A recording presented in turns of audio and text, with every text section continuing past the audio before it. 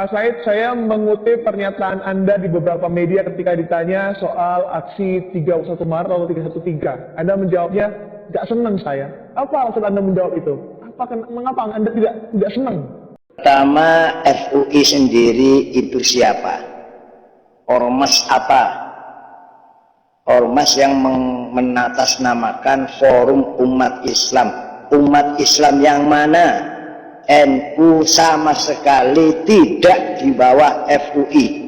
Para NU anggotanya minimal, paling tidak NU anggotanya 60 juta. Sama sekali tidak pernah merasa terdaftar menjadi bawahannya, anteknya FUI. Satu. Yang kedua, yang namanya demonstrasi mengatasnamakan agama itu rawan dengan penyimpangan, sehingga agama hanya dijadikan alat untuk politik, tujuan politik dengan membawa Tuhan diajak kampanye. Iya kalau menang, kalau kalah Tuhan kalah.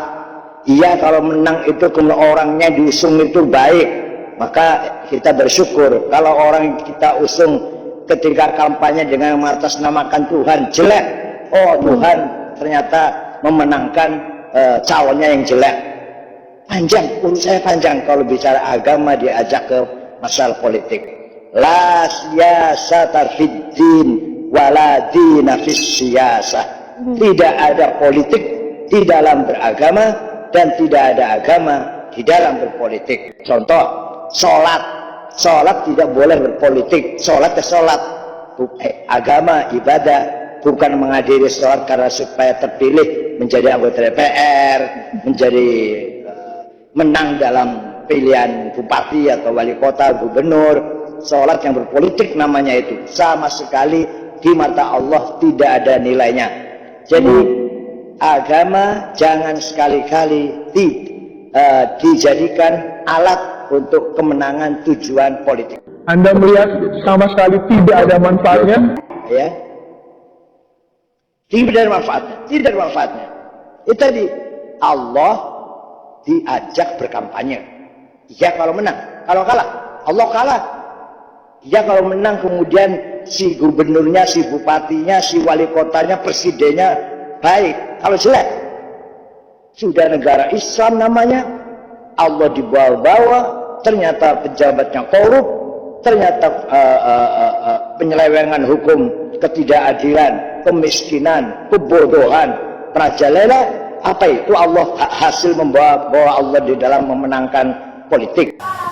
Naudzubillah summa naudzubillah min dzalik. Ini ucapan seorang ketum NU yang jelas dia mengatakan la siyasata fid din wala fid din fis siyasah. Nah, ini ucapan-ucapan yang sering dilontarkan orang-orang liberal, kapitalisme. La siyasata fid din wala dina fis siyasah. Tidak ada politik di dalam beragama dan tidak ada agama di dalam berpolitik. Mari ana bacakan mengenai la siyasata fid din wala fid din fis siyasah. Tidak pantas seorang ketum NU mengatakan seperti itu, tidak pantas. Ini sudah jelas, tidak pantas dia jadi ketum NU, tidak pantas dia. Harus berhenti dia, jadi penyakitnya orang Islam nanti. Nah ini ya. Assalamualaikum warahmatullahi wabarakatuh. La siyasata fid din wala din fis siyasah adalah ucapan yang sering dilontarkan orang-orang liberal. Politisasi agama adalah buah dari sistem demokrasi liberal yang busuk. Kalau politik tidak diatur berdasarkan syariah Islam yang mulia, tetapi berdasarkan ideologi kapitalisme yang menjadikan manfaat sebagai asas terpenting, politik hanya ditujukan untuk mendapatkan keuntungan ekonomi demi mempertahankan kekuasaan politik. Dalam politik seperti ini, sikap pragmatis dan menghalalkan segala cara termasuk politisasi agama menjadi bagian yang tidak bisa dipisahkan dari politik. Dalam Islam, politik bukanlah sesuatu yang kotor. Dalam bahasa Arab, politik berpadanan dengan kata sasa ya susu siasatan, artinya mengurusi, memelihara, bahwa politik siasah merupakan pengurusan urusan umat, perbaikan, pelurusan, menunjuki pada kebenaran dan membimbing menuju kebaikan. Karena itu, dalam Islam, politik amatlah mulia, sehingga Islam dan politik tak bisa dipisahkan. Alasannya, pertama, Islam adalah agama yang syamil, menyeluruh, yang mengatur berbagai aspek kehidupan.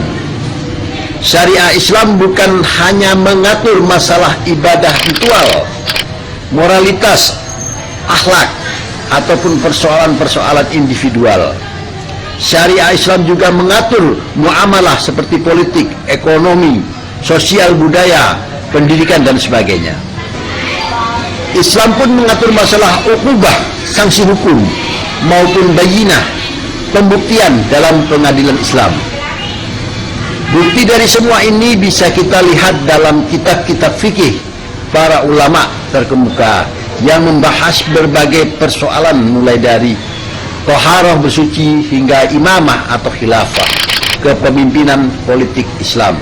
Dalam Al-Quran, Allah Subhanahu wa Ta'ala bukan hanya mewajibkan saum Ramadan, kutiba alaikum asyam, Al-Baqarah ayat 183, tetapi juga mewajibkan hukum kisos dalam perkara pembunuhan, kutiba alaikum al-kisos, Al-Baqarah ayat 78.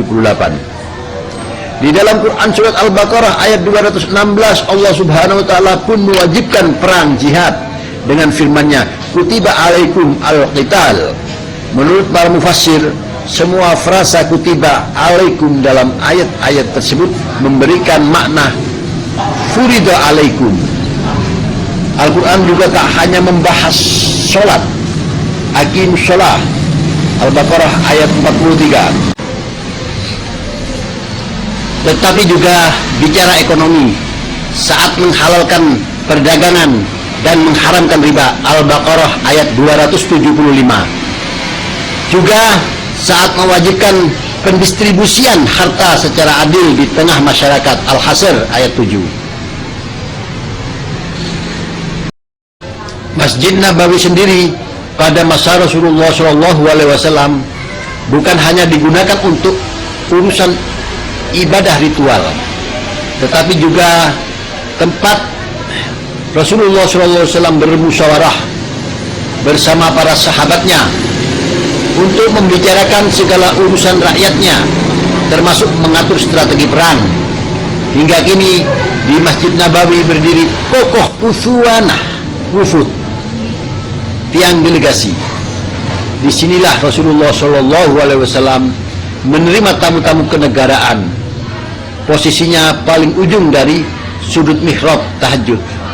Terdapat pula usuwanah haris, tiang penjaga. Disinilah Ali bin Abi Thalib karamallahu wajhah mengawal Rasulullah SAW dan ditugasi menyampaikan pesan kepada para tamu.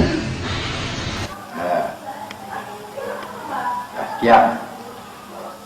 Assalamualaikum warahmatullahi wabarakatuh.